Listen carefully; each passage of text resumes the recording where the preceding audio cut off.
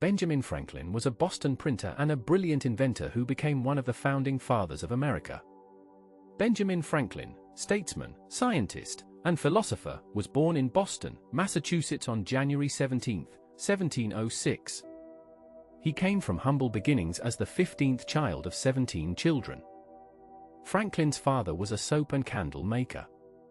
The family was poor but respectable. Young Benjamin showed an early aptitude for reading and writing. He attended school for only 2 years, from age 8 to 10, before his father could no longer afford the tuition. At age 10, Benjamin left school to work in his father's shop, cutting wicks and pouring wax. He hated the work. At age 12, his father apprenticed him to his older brother James, who owned a printing shop. Benjamin Franklin found his calling in the printing trade. He read voraciously, teaching himself through books. He studied writing style by copying essays from a British magazine called The Spectator and then rewriting them from memory. Young Franklin was developing the clear, concise writing style that would make him famous. Benjamin Franklin and his brother James did not get along. James was harsh and demanding. In 1722, James started a newspaper called the New England Courant. Benjamin wanted to write for the paper, but James refused to publish his younger brother's work. So Benjamin created a fictional character, a middle-aged widow named Silence Dogood, and submitted letters under this pseudonym. The Silence Dogood letters were witty and insightful, commenting on life in colonial Boston. They became very popular. James published 16 Silence Dogood letters before Benjamin revealed that he was the author. James was furious. The relationship between the brothers deteriorated further. In 1723, at age 17, Benjamin Franklin ran away from his apprenticeship and left Boston. He traveled to Philadelphia with almost no money in his pockets. Franklin arrived in Philadelphia dirty and disheveled, carrying nothing but a few clothes.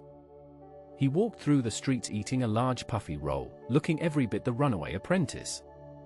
But Philadelphia would become his home and the place where he would make his fortune. Franklin found work as a printer and quickly impressed his employers with his skill and intelligence. He was ambitious and hardworking. Within a few years, he had saved enough money to open his own printing shop. In 1729, Franklin purchased a struggling newspaper called the Pennsylvania Gazette. Under his leadership, the newspaper became the most successful in the colonies. Franklin filled it with news, essays, and advertisements. He wrote much of the content himself, using various pseudonyms. His writing was clever, entertaining, and accessible to common people. In 1730, Franklin entered into a common-law marriage with Deborah Read, a woman he had known since his first days in Philadelphia. Deborah was a practical, hard-working woman who helped Franklin run his printing business. They had 2 children together, and Franklin also had an illegitimate son named William from a previous relationship. Deborah raised William as her own. The Franklin household was busy and productive. In 1732, Franklin began publishing Poor Richard's Almanac under the pseudonym Richard Saunders. The almanac contained weather predictions, poems, proverbs, and practical advice. Franklin filled it with witty sayings that became part of American culture. Early to bed and early to rise makes a man healthy, wealthy, and wise. A penny saved is a penny earned. Fish and visitors stink after 3 days. These proverbs reflected Franklin's philosophy of hard work, thrift, and common sense.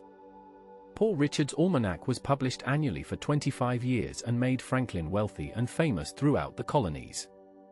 By his early 40s, Franklin had become one of the wealthiest men in Philadelphia. He owned a successful printing business, a newspaper, and published the Almanac. He also operated a bookstore and a general store. Franklin was a shrewd businessman who understood that success came from providing value to customers and building a good reputation.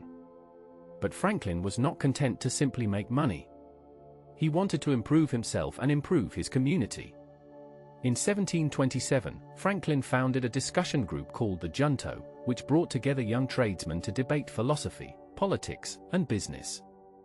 The Junto became an important institution in Philadelphia, fostering civic improvement and intellectual growth. Franklin believed strongly in self-improvement and created a system for developing what he called the 13 virtues, including temperance, silence, order, resolution, frugality, industry, sincerity, justice, moderation, cleanliness, tranquility, chastity, and humility. He kept a chart and marked his progress daily, trying to perfect one virtue at a time. Franklin's civic contributions to Philadelphia were remarkable. He founded the first lending library in America in 1731, believing that access to books would help ordinary people educate themselves. He organized the first volunteer fire department in Philadelphia. He helped establish a hospital, an academy that would become the University of Pennsylvania, and a philosophical society for the advancement of knowledge. Franklin believed that citizens had a responsibility to improve their communities. He was a practical man who saw problems and worked to solve them. Philadelphia's streets were dirty, so Franklin organized a street cleaning service. The city needed better lighting, so Franklin designed improved street lamps. He was always thinking, always innovating, always trying to make life better for people. In 1748, at age 42, Franklin retired from active business to devote himself to science and public service. He had made enough money to live comfortably for the rest of his life. Now he wanted to pursue his intellectual interests. Franklin had always been curious about the natural world. He began conducting experiments with electricity, a mysterious force that was poorly understood at the time. Franklin's experiments with electricity made him world famous. He proved that lightning was electrical in nature through his famous kite experiment in 1752. Franklin flew a kite during a thunderstorm with a metal key attached to the string. When lightning struck near the kite, sparks jumped from the key, proving that lightning was electricity. This was an incredibly dangerous experiment that could have killed him. But it revolutionized the understanding of electricity and led to Franklin's invention of the lightning rod, a metal rod placed on top of buildings to protect them from lightning strikes. The lightning rod saved countless buildings and lives.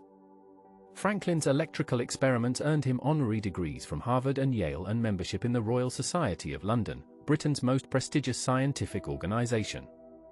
Franklin made many other inventions and discoveries. He invented the Franklin stove, an efficient heating device that provided more warmth while using less fuel. He invented bifocal glasses, which allowed people to see both near and far without changing spectacles. He studied ocean currents and created one of the first maps of the Gulf Stream. He experimented with cooling effects of evaporation. He studied population growth and demographics. Franklin's mind ranged across many subjects. He was the embodiment of the Enlightenment ideal, a man who believed that through reason and observation, humans could understand nature and improve society. Franklin never patented his inventions. He believed that innovation should be freely shared for the benefit of all humanity. This generosity of spirit was typical of Franklin's character. As Franklin's fame grew, he was drawn increasingly into politics. In 1751, he was elected to the Pennsylvania Assembly. He proved to be a skilled politician who could build coalitions and negotiate compromises. In 1757, the Pennsylvania Assembly sent Franklin to London to represent the colony's interests before the British government. This began Franklin's career as a diplomat, a role in which he would serve with distinction for much of the rest of his life. Franklin spent most of the next 18 years in London, serving as an agent for Pennsylvania and eventually for other colonies as well. He lived comfortably in London, enjoying the intellectual and social life of the great city. He made many friends among British scientists, politicians, and thinkers. But Franklin's mission was serious. The relationship between Britain and its American colonies was deteriorating. Britain was imposing new taxes on the colonies to pay for the French and Indian War. The colonists resented these taxes, arguing that they should not be taxed without representation in Parliament. Franklin initially tried to find a middle ground between Britain and America. He loved England and hoped for reconciliation. He testified before Parliament against the Stamp Act, a tax on printed materials that enraged the colonists. Franklin's testimony was eloquent and persuasive, and Parliament repealed the Stamp Act. But Britain continued to assert its authority over the colonies through new taxes and regulations. Franklin gradually came to believe that America and Britain could not remain united. The turning point came in 1774 when Franklin was publicly humiliated before the British Privy Council. He had leaked letters written by the Royal Governor of Massachusetts that showed the governor encouraging Britain to take a harder line against the colonies. British officials accused Franklin of being a thief and a traitor. He stood silently while they berated him for an hour. Franklin left that chamber convinced that America must separate from Britain. He returned to Philadelphia in 1775, just as the Revolutionary War was beginning. Franklin, now 69 years old, immediately threw himself into the cause of American independence. He was elected to the Second Continental Congress. He served on the committee that drafted the Declaration of Independence, working alongside Thomas Jefferson, John Adams, and others. Franklin made important contributions to the document, though Jefferson was the primary author. When the Declaration was signed on August 2, 1776, Franklin reportedly said, "We must all hang together, or assuredly we shall all hang separately." This was typical of Franklin's wit even in the most serious moments. The signing of the Declaration made all of them traitors to the British Crown, punishable by death. In 1776, Congress sent Franklin to France to seek French support for the American Revolution. This was the most important diplomatic mission in American history. Without French military and financial aid, the American Revolution would likely have failed. Franklin was 70 years old, suffering from gout and kidney stones, but he undertook the dangerous ocean voyage to France. He would remain in France for 9 years, and his mission there would prove to be one of the greatest diplomatic triumphs in history. Franklin arrived in France already famous as a scientist and philosopher. The French adored him. They saw him as the embodiment of American virtue and simplicity. Franklin played this role brilliantly.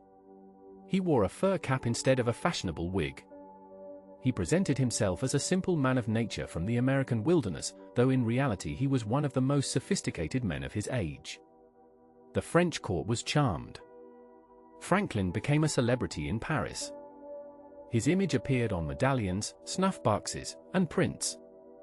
Women of the French court competed for his attention. But beneath the social whirl, Franklin was working tirelessly for the American cause. He negotiated with French officials, seeking military aid, loans, and supplies for the Continental Army. He managed a network of agents and spies. He arranged for French volunteers to join the American Army. He oversaw the purchase and shipment of weapons and supplies. He dealt with captured British prisoners and arranged prisoner exchanges.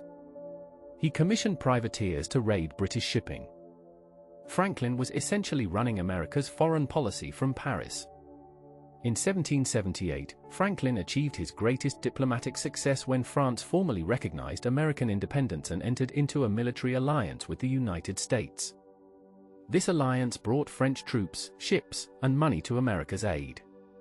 It transformed the Revolutionary War from a colonial rebellion into a global conflict. Without French support, American independence would not have been possible. Franklin's diplomacy in France was as important to American victory as Washington's generalship on the battlefield. Franklin remained in France throughout the Revolutionary War, continuing to secure French aid and support. He lived in a suburb of Paris called Passy, where he entertained visitors, conducted scientific experiments, and managed diplomatic affairs.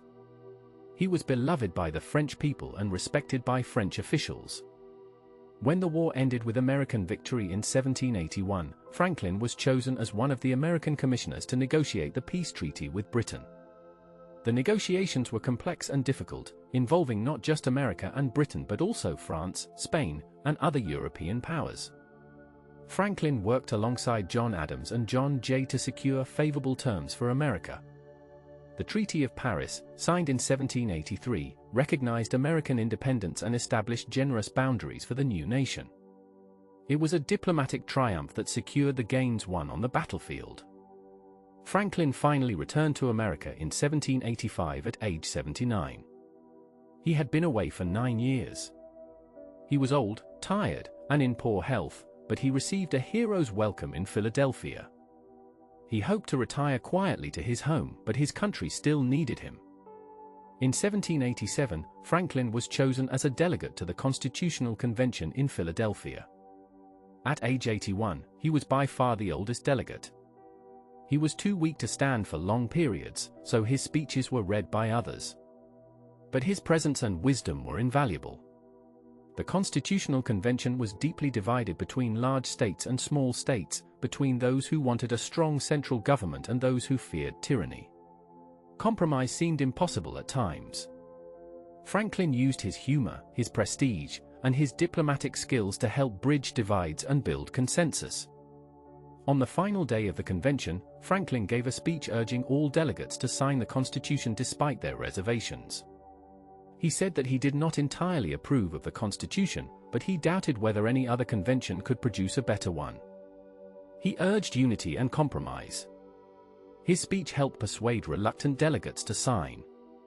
Franklin was one of only 6 men who signed both the Declaration of Independence and the Constitution, the 2 founding documents of American democracy. In his final years, Franklin remained active in public affairs. He served as president of the Pennsylvania Society for promoting the abolition of slavery. Franklin had owned slaves earlier in his life, but he came to believe that slavery was morally wrong and economically harmful. In 1790, just months before his death, Franklin signed a petition to Congress calling for the abolition of slavery. It was one of his last public acts. Franklin died at his home in Philadelphia on April 17, 1790, at age 84. He was surrounded by his family. His death was mourned throughout America and Europe. 20,000 people attended his funeral in Philadelphia, the largest public gathering in American history to that time. The French National Assembly declared 3 days of mourning for Franklin, an unprecedented honor for a foreigner. Benjamin Franklin's legacy is immense and multifaceted. He was a self-made man who rose from poverty to wealth through hard work and intelligence. He was a brilliant writer whose clear, witty prose influenced American literature. He was a scientist whose experiments with electricity advanced human knowledge. He was an inventor whose practical innovations improved daily life. He was a civic leader who founded institutions that strengthened his community. He was a diplomat whose skill and charm secured foreign support for American independence. He was a founding father who helped create the American nation. Franklin embodied the American ideal of self-improvement and opportunity. He proved that in America, a poor boy with talent and determination could achieve greatness. Franklin believed in reason, progress, and the perfectibility of human society. He believed that through education, hard work, and civic virtue, people could create a better world. These beliefs shaped American culture and continue to influence it today. Benjamin Franklin was truly one of the most remarkable men in American history, a Renaissance man whose achievements spanned multiple fields and whose impact continues to be felt centuries after his death.